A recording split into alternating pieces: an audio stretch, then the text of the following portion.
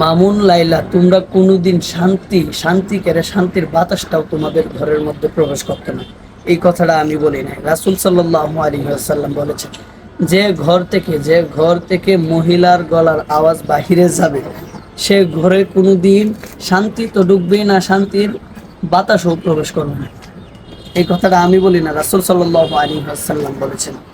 এখন তুমি তুমি যে একটা সংসার সাজাইলা, হ্যাঁ, সেই সংসারের, হ্যাঁ, মহিলার আওয়াজ তো শুধু, হ্যাঁ, ঘরের বাহিরেই যায় না, বরং কোটি কোটি লক্ষ লক্ষ মানুষ এই মহিলার গলার আওয়াজ শুনতেছে। শুধু এই মহিলারে উদ্দেশ্য করে বলি নাই, সারা বাংলাদেশের যত মহিলারা, হ্যাঁ, ক্যামেরার সামনে আইসা অশ্লীল কাজগুলো করে, অশ্লীল বলতে তাদের গলার আওয়াজটাই যদি বাহিরে যায়, তারা সকলেই কোনো দিন শান্তির বাতাসও তাদের ঘরের মধ্যে প্রবেশ করবে না।